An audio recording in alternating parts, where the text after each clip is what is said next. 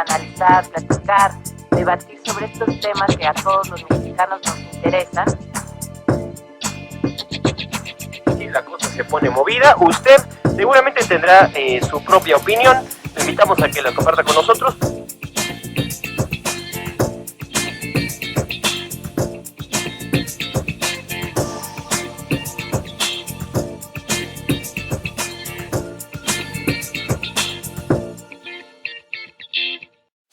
Hola, ¿qué tal? ¿Cómo se encuentran? Bienvenidos a su programa Es tu Derecho, un programa de la Comisión Mexicana de Derechos Humanos. El día de hoy vamos a hablar sobre un político. Usted se preguntará, ¿qué tiene que ver un político con los derechos humanos? Pues ese es el tema. Vamos a hablar de un político que creía en los derechos humanos, que vivía en los derechos humanos. Y como siempre me acompaña mi amigo Héctor Uriel. Héctor, ¿cómo estás? Bienvenido. Hola Moni, muy bien, contento de tener la oportunidad de volver a platicar con nuestros televidentes y muy particularmente de poder volver a platicar sobre los auténticos derechos humanos que nos mueven. Y el día de hoy con un tema padrísimo, porque la verdad es que el legado del personaje del que vamos a hablar nos ha dejado un gran ejemplo sobre el modo en el cual se puede hacer y vivir la política. Y como lo decías bien, tiene mucho que ver con el asunto de los derechos humanos, la labor que hiciera, vamos a decirlo de una vez, don Carlos Abascal Carranza. Así es. Y bueno, pues hoy nos acompaña para poder platicar sobre este tema, ¿quién mejor que su hijo? Rodrigo, vamos a ver una semblanza sobre él. Ya volvemos. Rodrigo Abascal Olascuaga es abogado por la Facultad de Derecho de la Universidad Panamericana. Actualmente cursa el doctorado en Derecho por investigación en la Universidad Anáhuac del Sur. Es el notario número 183 de la Ciudad de México. Ha trabajado en las notarías 82 y en la 227. Diputado federal suplente por el PAN en la 60 legislatura. Encargado de la relación con las iglesias en la campaña presidencial de Felipe Calderón Hinojosa y encargado de la relación con las iglesias en la transición presidencial de 2006, dependiendo del área de coordinación política. Accionista fundador de la empresa Servicios Aplicados ASP. En su experiencia como docente, ha sido profesor en la Universidad Panamericana, en la Escuela Libre de Derecho y en la Universidad Anáhuac del Sur. Usted ya conoce entonces a nuestro invitado y bueno, pues me da mucho gusto. Rodrigo, ¿cómo estás? Bien, bienvenido gracias a este a Dios. espacio. Muchas gracias por la invitación. Qué bueno, Rodrigo, que tuviste la oportunidad de podernos acompañar y que vas a poder platicar sobre un tema que seguro dominas. A fuerza. No hay cómo equivocarse. Me da mucho gusto. Rodrigo, cuéntanos sobre don Carlos, quizá en la parte que recuerdas, pues a lo mejor un poco borroso, pero que seguramente te marca. Quisiera recorrer primero la parte humana de don Carlos, esta parte de papá, esposo, hijo, ¿no? Esos roles personales, para después ir avanzando hasta la parte pública de su labor, política y social. Claro. Cuéntanos de él. Fíjate que es muy interesante además cómo lo abordas, porque precisamente la doctora María Luisa Aspe, que es la autora de la biografía que ahora estamos celebrando en la fundación. ¿Qué fundación? Fundación Carlos María Abascal Carranza, que pretende perpetuar el legado de pensamiento de Carlos Abascal. Y el tema es que ella hace como 4 ejes transversales en la vida de don Carlos, en los que guía su biografía. El primero justamente es la parte personal, el segundo la parte como empresario, el tercero la parte política, y luego tiene un eje que acaba siendo transversal a todos, que es como la primacía de la conciencia en la vida de Carlos Abascal, lo cual resulta ser muy, muy interesante. Estuve involucrado en el proceso de la biografía, lo leí y a mí me encantó cómo ella acaba sintetizando su obra en estas cuatro líneas. En la primera, que es la línea de la persona, en efecto pues hay un análisis desde su infancia, padre de familia, etc. ¿Qué te puedo decir? No sé cómo empezar. Siempre es un tema, sobre todo el personal, pues el más sensible, el más emocional para la familia necesariamente, porque lo primero que recordamos todos los hijos de Carlos Abascal es que es un hombre profundamente amoroso, en donde compartimos con él muchísimas emociones. No es un padre distante, no es un padre lejano, no es un esposo frío, no es un empresario que está siempre allá en la nube, sino que al revés, ¿no? Es una persona con la que convivimos todos los días desde un punto de vista muy íntimo, muy personal. Y bueno, eso siempre despierta recuerdos, emociones, situaciones muy bonitas. Te puedo decir que en los primeros tiempos, como yo lo recuerdo, es como el hombre con el que podía jugar y que siempre me iba a proteger. Jugaba muchísimo con nosotros, lo cual hoy yo valoro especialmente, porque ahora yo, padre de algunos niños, sé lo difícil que es estar jugando con los niños, ¿no? Entiendo. Es cansado. Es cansado. ¿Y cuántos hermanos eran? Mira, nosotros somos 5 hermanos, 5 hermanos. uno de ellos falleció. Ok. Entonces, en realidad, siempre estuvimos al mismo tiempo 4 hermanos. ¿Tú qué lugar ocupas? Yo soy el tercero, de los vivos el segundo. Primero es mi hermana Rosa Marta, después mi hermano Carlos, que él muere en un accidente a caballo a los 10 años, después yo, Gonzalo, y finalmente la pequeñita Luz del Carmen. Luz del Carmen nace después de la muerte de mi hermano, ¿no? Entonces al final siempre estuvimos 4 vivos al mismo tiempo, pero bueno, somos 5 hermanos. Mi papá siempre lo decía así, 5, porque también cuenta Carlos Emanuel, que siempre supimos que está en el cielo, ¿no? Entonces Claro. está y nos está acompañando, 5 hermanos. Y con una evolución también en él, en la manera de ir relacionándose con sus hijos, con las experiencias familiares. Creo que una cosa que lo marca de manera muy sustancial es su enorme capacidad de aprendizaje.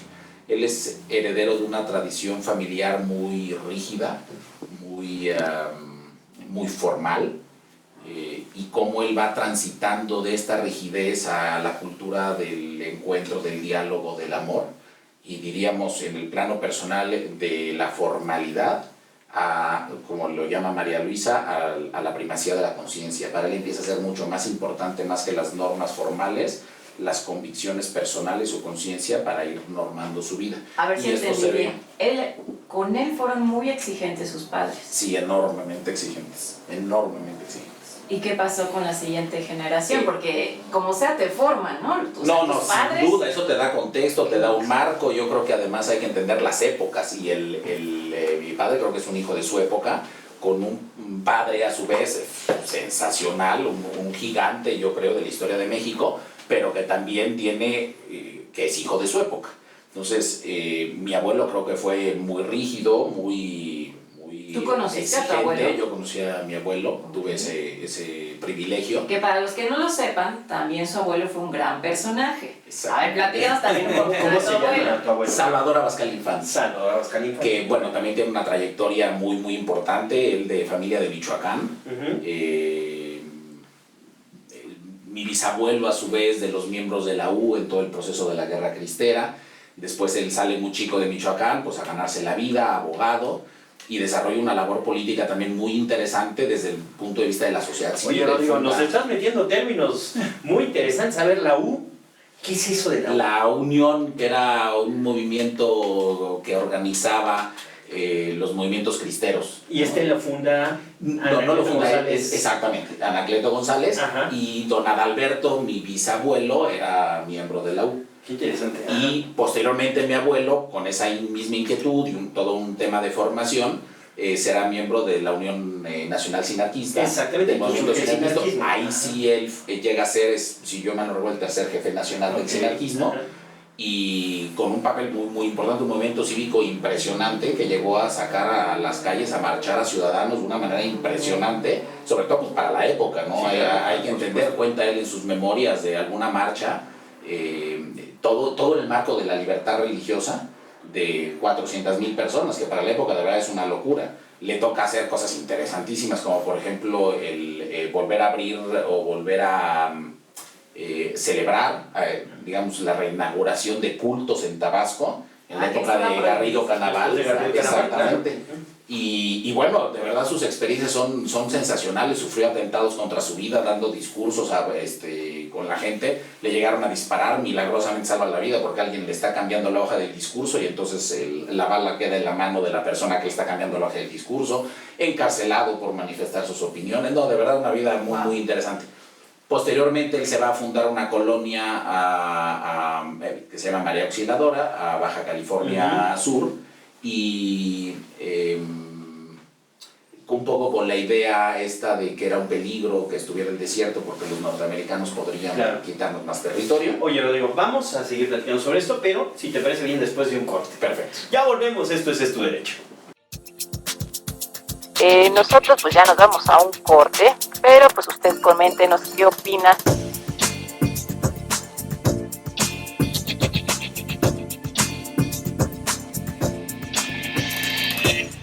ADO tiene el mejor precio para que viajes todo el año. Adquiere tus boletos por compra anticipada, viaje en grupo o por autobús pagas menos. No lo olvides, viaja y ahorra con ADO. Consulta adeo.com.mx.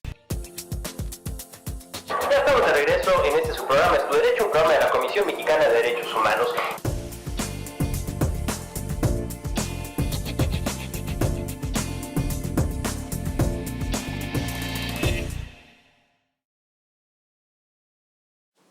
Ya estamos de regreso, estamos con Rodrigo Abascal Olascuaga, estamos platicando sobre tu papá, pero salió al caso también tu abuelo, o sea, tienes una familia de verdad, pues, Interesante. muy sui generis. Sí. Estamos hablando de tu abuelo que pues creció forjado por las balas en un clima donde no había libertad religiosa, donde por las circunstancias se convirtió en un líder que salió a defender la libertad religiosa, y ahí es donde nace don Carlos Abascal, con un padre que lo forjaron las balas, y dices que fueron muy exigentes con él, pero ¿cómo fue la siguiente generación? ¿Qué te pasó a ti?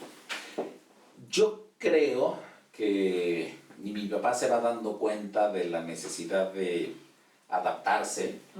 Me parece que si lo pudiéramos ver a la luz de la propia historia de la iglesia, diríamos que mi abuelo fue preconciliar en su proceso formativo y que mi padre supo entender y adaptarse a la luz del concilio, a las nuevas realidades y a las nuevas exigencias.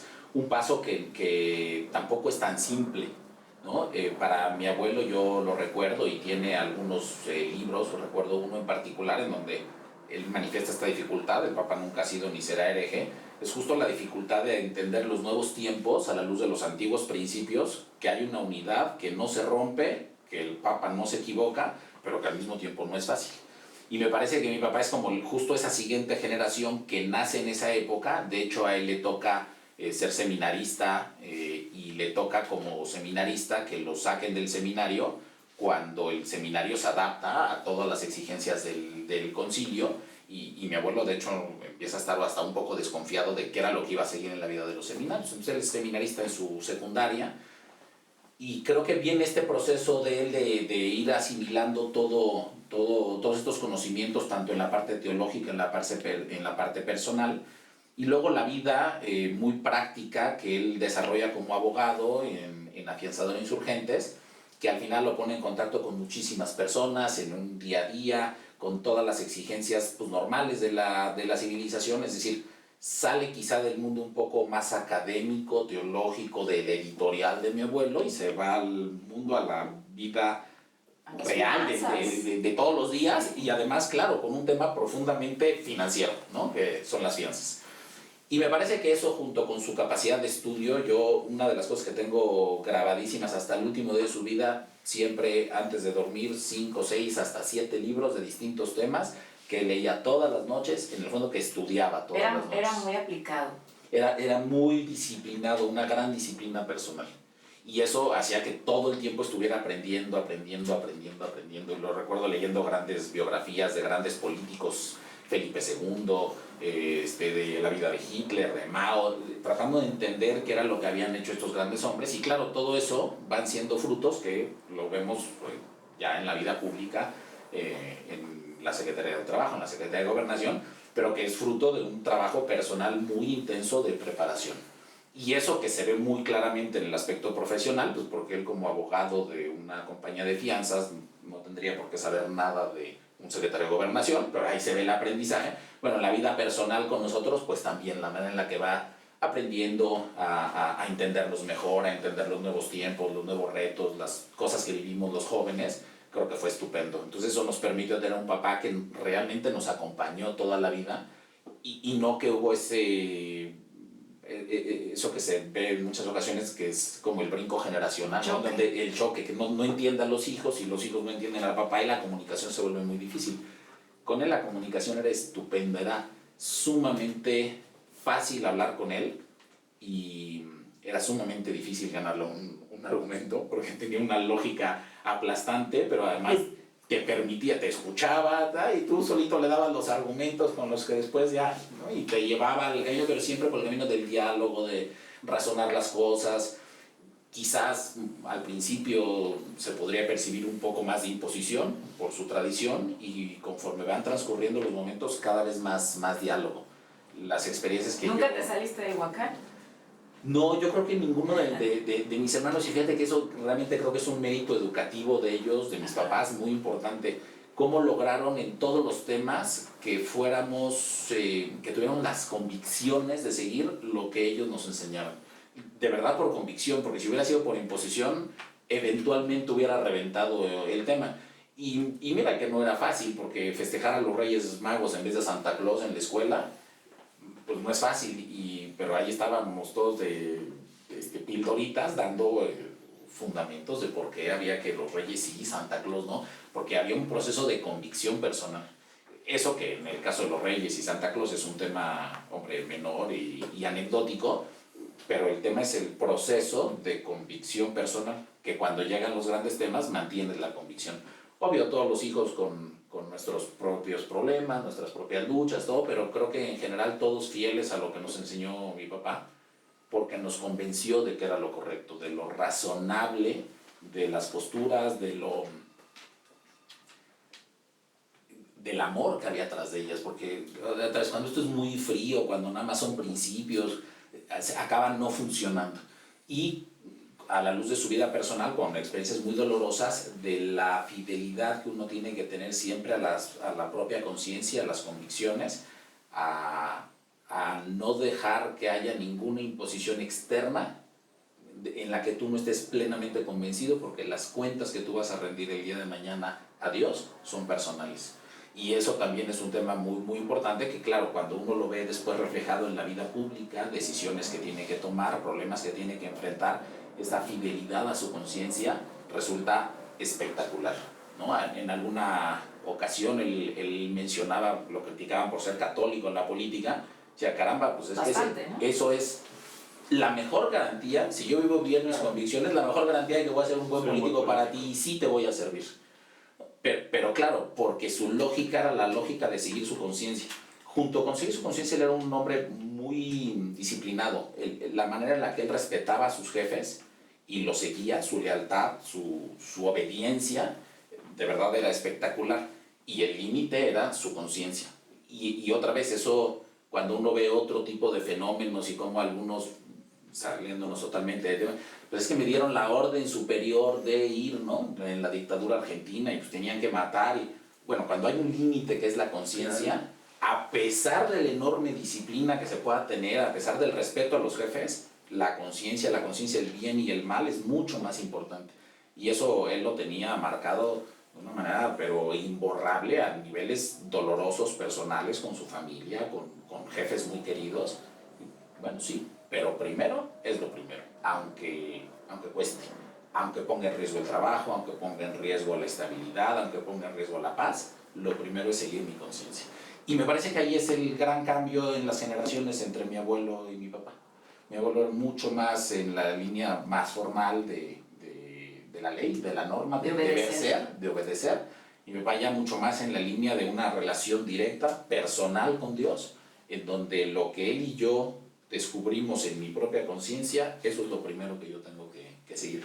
Eso es lo que nos transmite a nosotros y resulta, creo que es mucho más fácil vivir así la vida además, porque sí, acaba siendo un encuentro personal con alguien, fruto del amor y no de normas estandarizadas, fijas, que a veces puedes no entender y que a veces pues, evidentemente vas a cuestionar. Cuestiónalas con alguien, cuestiónalas con el amor, cuestiónalas con tu conciencia y entonces puedes seguir avanzando.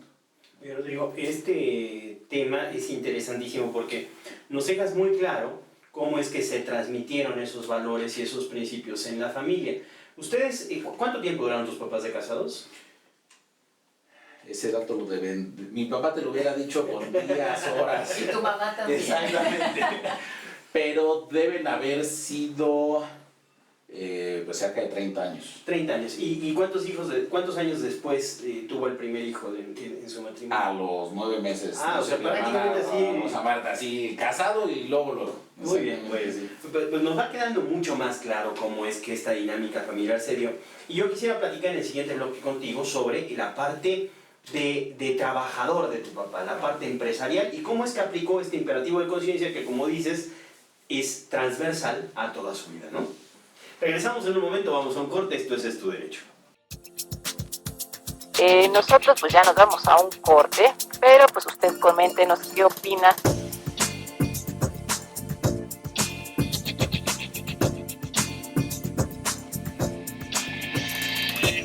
ADO tiene el mejor precio para que viajes todo el año. Adquiere tus boletos por compra anticipada, viaje en grupo o por autobús pagas menos. No lo olvides, viaja y ahorra con ADO. Consulta ADO.com.mx. Ya estamos de regreso en este su programa Es Tu Derecho, un programa de la Comisión Mexicana de Derechos Humanos.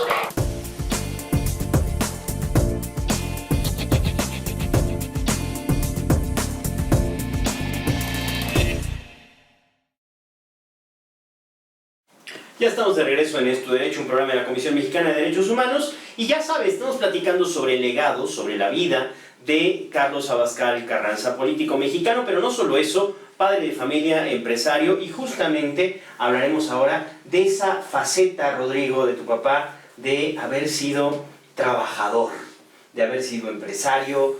¿Cuál fue esa labor que hizo? Cuéntanos. Mira, él empieza siendo trabajador. Literal, ¿no? Empieza limpiando la biblioteca de don Juan Murguía de Palacios en Afianzador de Insurgentes. Mi papá era hijo de un hombre que, si bien muy notable y muy importante quizá en ámbitos intelectuales, en el mundo del trabajo, de profesionistas, pues no tenía grandes relaciones, no tenía mayormente influencia, nada. Entonces él empieza a estudiar en la Escuela Libre de Derecho y ahí coincide en generación con Juan Murguía, hijo de don Juan Murguía de Palacio, el fundador y dueño de Afianzador de Insurgentes, y pues lo invita a trabajar y ahí empieza a trabajar en Afianzador de Insurgentes y recorre todas las áreas de Afianzador de Insurgentes, ¿no? De mensajería, de abogado de fianzas, de la dirección jurídica de Afianzador, la dirección general adjunta, hasta que eventualmente llega a ser el director general, ya cuando un grupo norteamericano compra la afianzadora, y eventualmente después de eso lo jubilan después de 3 años en una práctica de los norteamericanos. Creo que si algo queda claro para mi papá a lo largo de toda su vida es la necesidad de desempeñar la responsabilidad que tiene encomendada de una manera perfecta. Entonces él, como trabajador, se empeñó siempre en hacer su trabajo de la manera más perfecta posible, y claro, eventualmente esto paga bien, es decir, va avanzando pues porque se va reconociendo su esfuerzo, la calidad de su trabajo.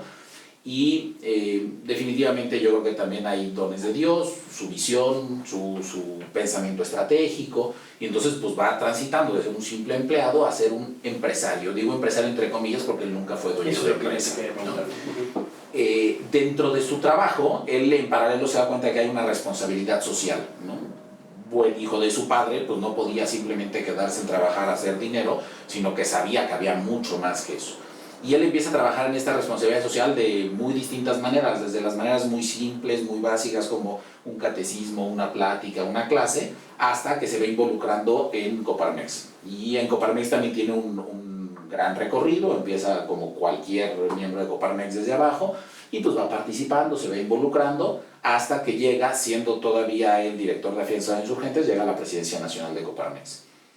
Sus jefes de entonces, que era Grupo Financiero Serfín, les interesa que compagine ambas actividades. Afianzadora iba estupendamente bien, líder en el mercado, sin realmente lugar a la menor duda, pero además con un papel muy protagónico en la Coparmex, en donde le toca además asumir la presidencia en un momento muy complicado, que justamente es el famoso error de diciembre, ¿no? Estamos hablando del 94 para 95.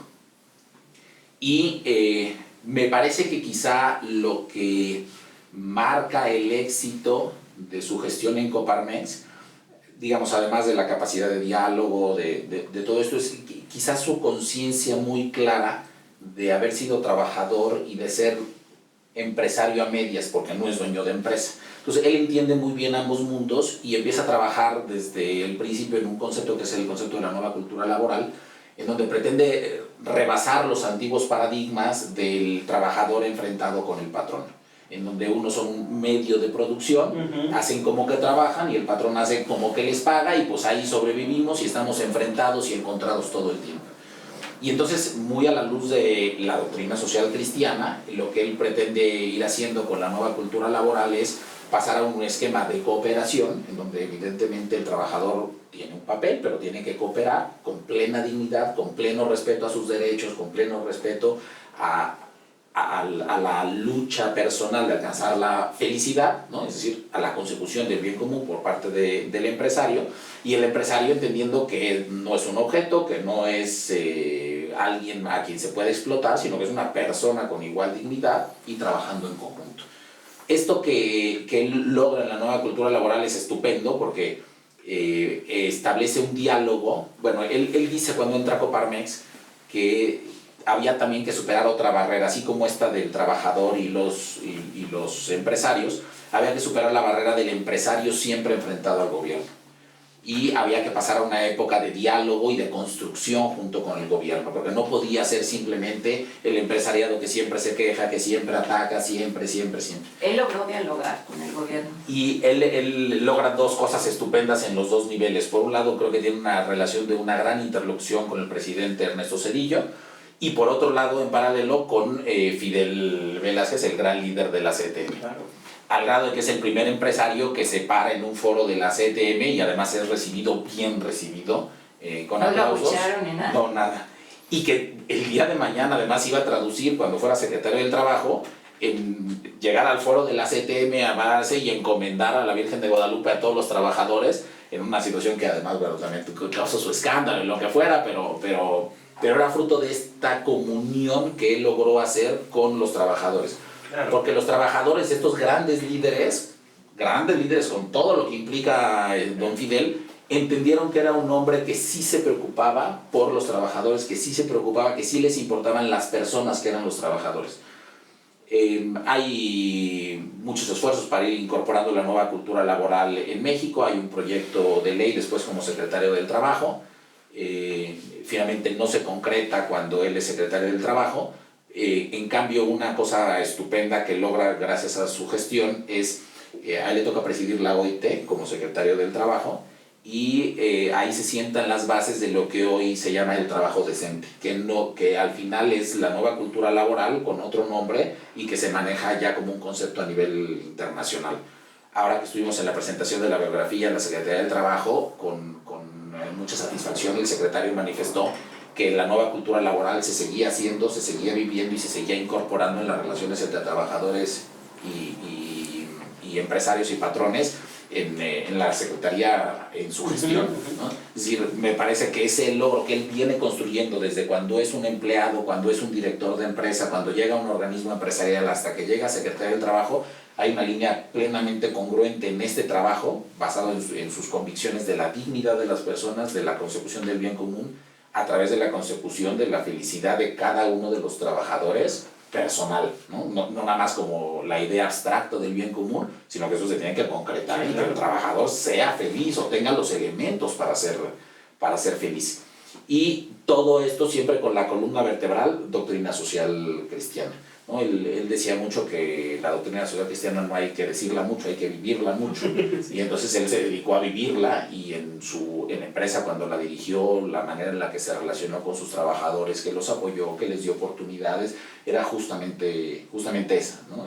Entender que eran personas con igual dignidad y que pues, la vida lo había puesto de director, pero eso no hacía menos a la gente de limpieza. Hay anécdotas que la gente cuenta que uno no es consciente de eso hasta que él ya no está, tristemente, estupendas, pero él desde como secretario de Gobernación, de Trabajo o como director de Afianzador de Insurgentes, se iba al comedor comunitario, no a donde podría estar en su comedor, a convivir con la gente, porque finalmente eran personas iguales a él, que había tocado que estuvieran colaborando en ese momento, pero que no había una barrera, una distancia en donde él tuviera que estar arriba, sino yo creo que esa cercanía era clave. Y al final es una cercanía que también le paga mucho en el tema de la Secretaría de Gobernación, en negociaciones muy complicadas, porque al final lo que él decía es que había que ver en el otro, en la persona con la que estabas negociando, contratando, peleándote desde el tema profesional, a otro Cristo, y que si lograbas ver a otro Cristo en esa persona, entonces ibas a acabar solucionando el problema necesariamente. Exacto. ¿Qué te parece, Rodrigo, si seguimos hablando de este tema tan interesante? Después de un corte ya regresamos. Nosotros pues ya nos vamos a un corte, pero pues usted coméntenos qué opina.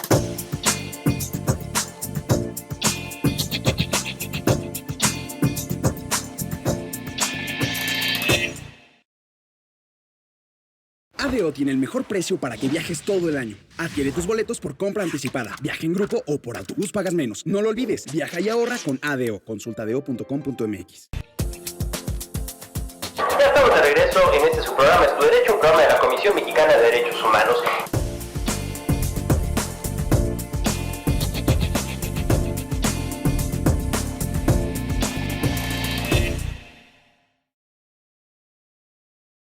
Ya estamos de regreso hablando sobre la vida de Carlos María Abascal Carranza y tenemos aquí a Rodrigo, su hijo, que nos está platicando pues sobre todas esas facetas que tuvo tu papá, pues como padre, como esposo, como trabajador, como director de empresa, como líder empresarial, y tal vez la parte que la mayoría de la gente tiene presente es su faceta como político.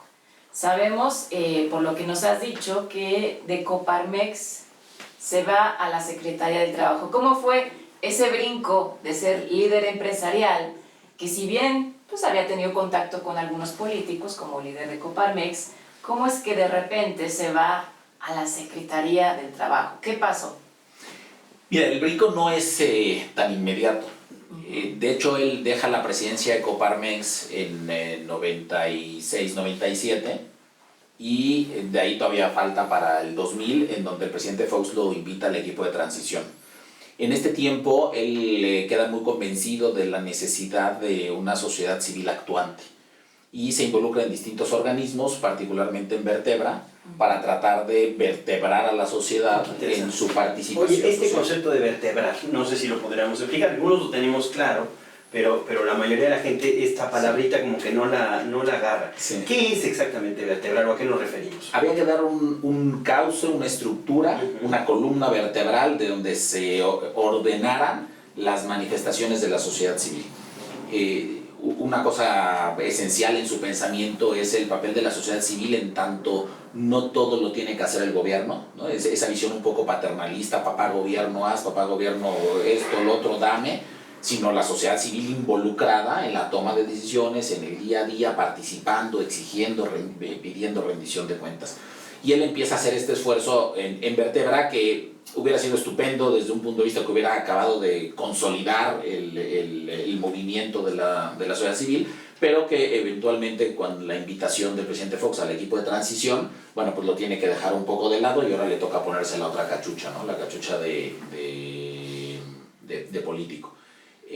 Sin embargo, siempre impulsando a la sociedad civil, siempre impulsando a todos los amigos, a toda la gente que conocía para que participara vía sociedad civil, y un poco después de su salida de gobernación, que retome este tema, particularmente en algunos temas como vida y familia, en torno a la ponencia que hace en la Suprema Corte de Justicia, con motivo del tema del aborto, ¿no? Ahí vuelve a participar intensamente en sociedad civil. Pero el paso es así, ¿no? De Coparmex, que finalmente es sociedad civil organizada, pero empresarial, a tratar de hacer una sociedad civil más amplia en Vertebra y en algunas otras instituciones, y luego finalmente la invitación a política, que es... ¿Él ya conocía a Vicente Fox? Él había conocido a Vicente Fox cuando él estaba en Coparmex y Vicente Fox era gobernador, pero lo había conocido así en un par de pláticas, nada a profundidad. Entiendo que la invitación viene a través del equipo de Headhunters que contrata a Vicente Fox para que le hagan las propuestas, y entiendo que los Headhunters pues, lo detectan como alguien que conoce el mundo del trabajo, que tiene una relación importante con los trabajadores, y para la transición era una terna, en cada secretaría se proponía una terna y finalmente el presidente escogía a alguno.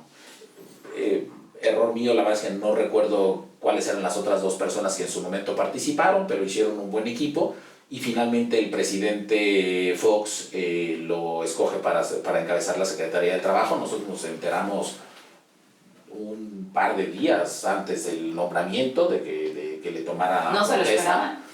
esperaban? No, yo creo que sí nos lo esperábamos, pero mi papá siempre hizo dos cosas. Minimizó las noticias que parecían buenas para que las tomáramos siempre con ecuanimidad. ¿Y las Minimizó también las muy malas para que no nos involucráramos.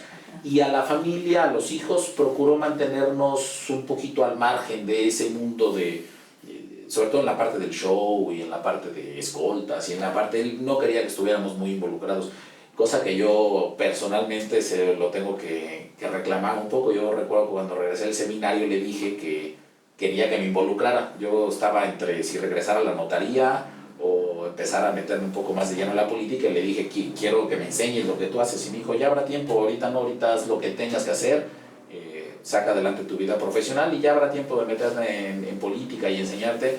Y bueno, pues no hubo tiempo, ¿no? Entonces esa es una queja que yo tengo con él, pero al final el tema es que él tenía muy claro que como la política es para servir, había que procurar primero tener resuelto todos los temas personales, familiares, de estabilidad, y las ocasiones de servir vendrían de manera natural, que no hay que estarlas tampoco buscando demasiado, cosa que a él lo caracteriza mucho porque en toda su trayectoria política nunca estuvo buscando puestos. Yo me acuerdo mucho cuando estaba entre Secretaría del Trabajo y Santiago Krill se iba a ir a la campaña como precandidato, y estaba vacante la Secretaría de Gobernación, vacante, o iba a quedar ¿Él vacante. quería ir? Todo su equipo lo animaba mucho para que fuera, y siempre él dijo y nos dijo a nosotros, si va a ser.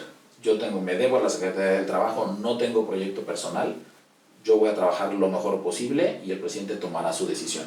Y a diferencia de otros actores del momento, no hizo ninguna campaña espectacular, se dedicó a rendir sus cuentas bien rendidas en trabajo. Hombre, tenía grandes frutos que presumir, una paz laboral en medio de una transición que no era nada fácil, bueno, nada creíble, ¿no? El nivel de no huelgas, de todos los problemas. O sea, le fue bien con los sindicatos. Y eso que decía, ¿no? Siempre, por lo general se ha visto en México, están enfrentados por lo general los empresarios con los sindicatos, o se habla mucho también de los sindicatos que nada más están para, pues, hacerse ricos. O sea, es un tema muy complicado, los sindicatos en este país. Muy complicado. Él tuvo grandes relaciones con los líderes sindicales, con don Fidel, con Rodríguez Alcaine, con don Carlos Aceves, hoy presidente de la CTM, que nos acompañó. Y él no venía presentando del el libro. que siempre tenían Claro, y comunicación no más tenía, fluida. exactamente, no era parte de la estructura como para comunicarse. ¿Tenía una afiliación partidista? Él se afilia al PAN hasta el segundo año de gobierno. Después de 2 años de ser secretario del Trabajo, él se afilia al PAN. Él en realidad no era panista de tradición, pero él descubre que también empieza a ser una responsabilidad pertenecer al organismo político, pues un poco que lo lleva, y ahí dar lo mejor de sus talentos. Pero él históricamente no fue panista de tradición, ¿no? Tenía una visión muy similar a la Iglesia en ese sentido. Él decía que, citando a Pablo, no soy de Pablo, no soy de Pedro, no soy de Juan, soy de Cristo, ¿no? Y Cristo es de Dios. Y él un poco lo veía así también en la política, es decir, yo soy de México, más allá, exactamente, más allá de los colores. Creo que eso le permitió una interlocución con todos los actores políticos que hoy le reconocen esta intervención del PRD, del PRI, del PAN, como muy objetiva. Y claro, esa se la ganó porque siempre era primero el interés de México y después el interés partidista, si es que lo había, pero siempre privilegiando a México, por un lado, y por otro lado porque tenía una característica que prácticamente todos sus interlocutores le reconocen, que era un hombre con el que se podía hablar, negociar, y era profundamente congruente, y si decía algo, lo iba a cumplir. Todavía es de los políticos en los que se podía cumplir la palabra, y si él decía algo, lo cumplía siempre. Y entonces eso hacía que priistas, que perredistas, que todos pudieran decir, con este hombre puedo hablar, y lo que acuerde, podemos no estar de acuerdo, pero lo que acordemos será realmente lo que vivamos, y no va a haber sorpresas, y no va a haber... En una medida porque la lucha por el poder político no le interesaba, lo que le interesaba era servir a México, no mantener el poder, no conquistar el poder. Entonces eso también creo que lo diferencia mucho de la mayoría de los políticos. Y qué interesante, Moni, todo lo que estamos aprendiendo hoy, ¿no? Porque quizá hemos hablado de Carlos Abascal, lo hemos visto, hemos leído cosas de él, pero este testimonio tan cercano contigo, Rodrigo, es difícil de encontrar. Sigue la parte en la cual vamos a hablar de las conclusiones, pero específicamente de la labor política, y me gustaría mucho de los valores centrales que Carlos Abascal trató de impulsar en México, y creo, Moni, que valdría mucho la pena que a la hora de las conclusiones pudiéramos encontrar claves para poder imitar a este gran hombre, que sería difícil, ¿no? Muy difícil, muy alta la vara, pero no imposible, pero nosotros ya regresamos. Nosotros pues ya nos vamos a un corte, pero pues usted coméntenos qué opina.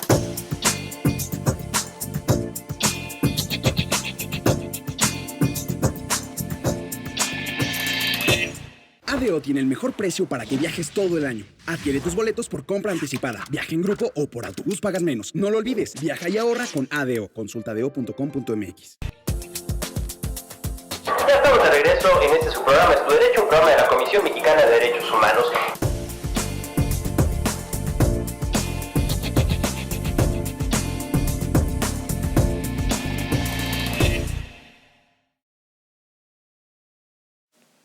Pues ya estamos de regreso. Rodrigo, a ver, platícanos esta faceta de político.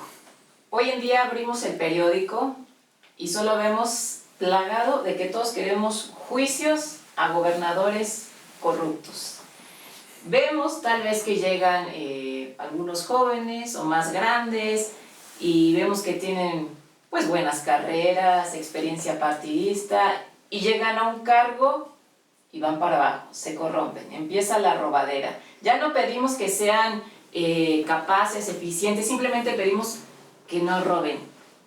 Tu papá, ¿de dónde sacaba esa fortaleza para no caer en esas tentaciones? Que seguro las tenía, seguro le llegaron muchas propuestas.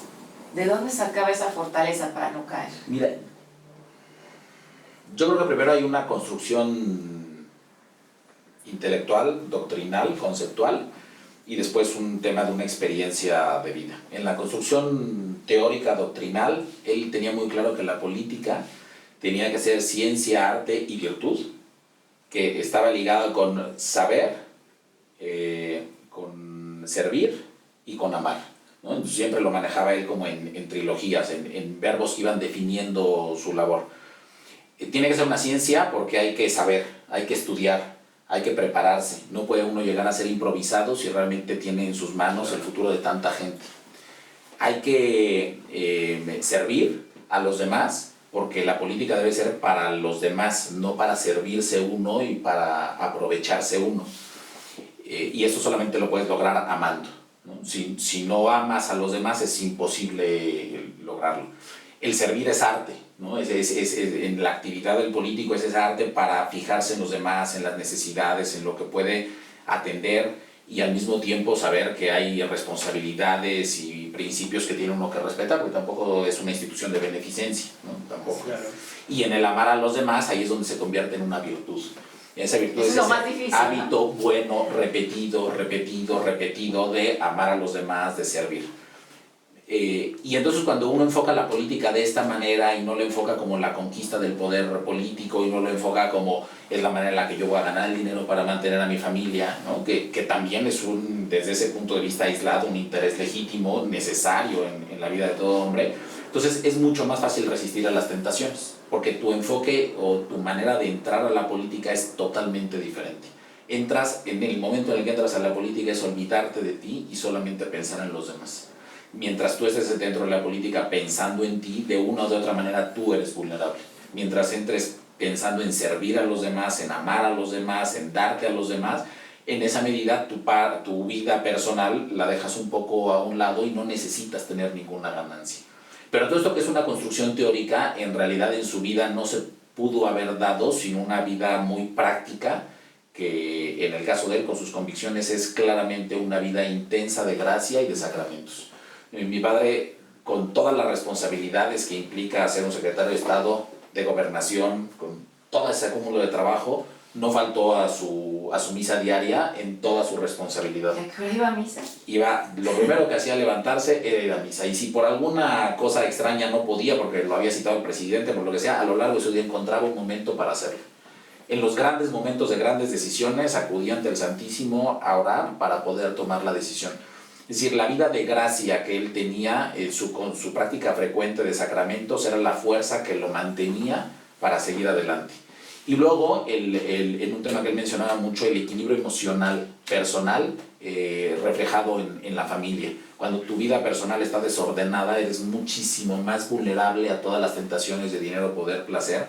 Cuando tienes tu vida ordenada, cuando tienes una esposa que te ama, unos hijos que en principio están bien, entonces la familia ayuda, hace un poco equipo y hace que no te pierdas con tanta facilidad ante las grandes tentaciones. Parece que son las claves en las que él desarrolló, tanto en la parte teórica, muy frecuentemente él habló de servir, amar y saber. Habló de la política como ciencia, arte y virtud en la parte teórica, y la parte práctica, esta vida que él no andaba presumiendo, pero que vivía, que al final implica un enorme sacrificio personal, porque la disciplina de con todo eso y con todo el cansancio darse esos espacios, realmente que es un tema muy, muy importante. Y así es como él construyó su vida política, y así en ese sentido un poco ese legado que él nos deja en el doctorado honoris causa, ya muy enfermo, unos días antes de morir, cuando habla de que el hombre tiene estos dos sellos, ¿no? El sello espiritual y el sello temporal, y que tienen que ser compaginados, y que uno no puede pretender disociarlos y separarlos haciendo esquizofrénica a la persona. Sus convicciones morales y religiosas necesariamente las reflejó en su vida pública, práctica, y al revés. Y entonces, en congruencia de persona, es como él pudo ser político, congruente, honesto. Y es un poco lo que María Luisa logra plasmar. Y de lo manera dice en el puro título, ¿no? Un cristiano en la vida pública, Carlos María Abascal Carranza. Para quienes no lo conozcan, este es el libro que pues está por salir, ¿no? Cuéntanos de él. Pues este libro ya está impreso, estamos trabajando para llevarlo a la inmensa mayoría de las librerías comunes y corrientes, y por llevarlo en un formato electrónico para que también lo podamos descargar de una manera electrónica. Es un libro base. Yo espero que con el tiempo podamos escribir mucho más sobre Carlos Abascal y sobre su pensamiento, pero es un libro que nos da una pauta muy clara, muy fría, muy científica, ¿vale? Hizo un trabajo estupendo científico de investigación para conocer al personaje y para irnos enamorando cada vez más y tratar de descubrir más su pensamiento. Este libro lo van a poder encontrar en prácticamente todas las librerías. ¿Más o menos en cuánto tiempo? Pues yo espero que esté en las librerías entre 15 días a más tardar en un mes. Ok, bueno, pues esperemos que así sea y que podamos ir a adquirirlo. Vale la pena conocer a profundidad este personaje, no solo por tener un referente, sino por poder saber qué es, bueno, sí, por tener un referente de lo que podemos alcanzar, pero específicamente por poderlo aplicar a nuestra vida. Me encanta algo que has mencionado, Rodrigo, que es que centralmente fue un hombre guiado por su conciencia. Y este es el último tema y la parte transversal de la vida de Carlos. ¿Qué más podemos decir al respecto? Creo que quisiera nada más hacer una apreciación, que también es mucho una apreciación de él. Es un hombre guiado con su conciencia, cuando él siempre tuvo la conciencia clara de que su conciencia había que tenerla ilustrada. Es decir, no basta decir que me guío por mi conciencia, claro, que si acaba mi conciencia siendo es como mi laxa, corazonada.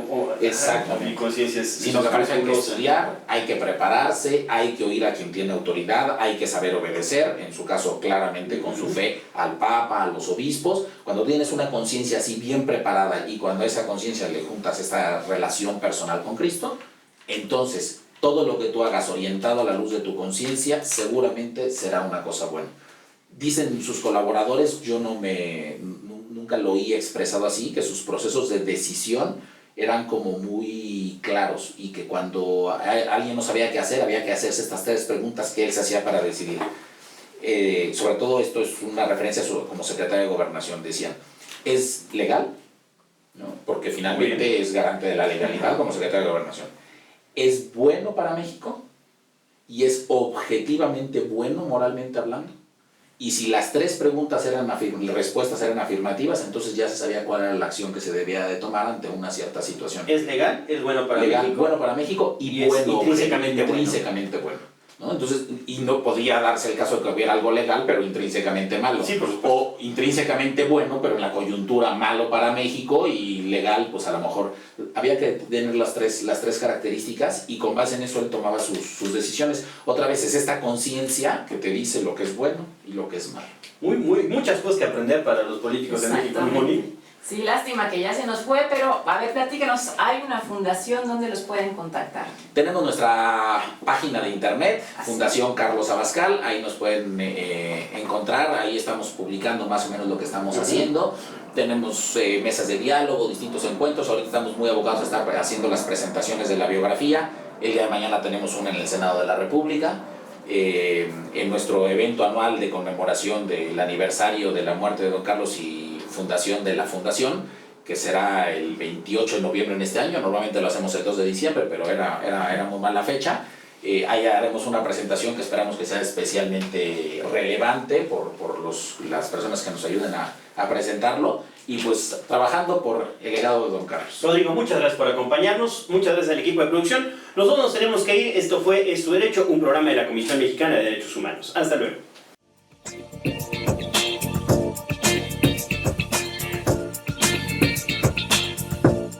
De este programa, crear conciencia en cada uno de nosotros de todo el bien que podemos hacer por nuestro país. Nosotros ya nos tenemos que ir, Héctor. Se nos acabó el tiempo. Se nos acabó el tiempo.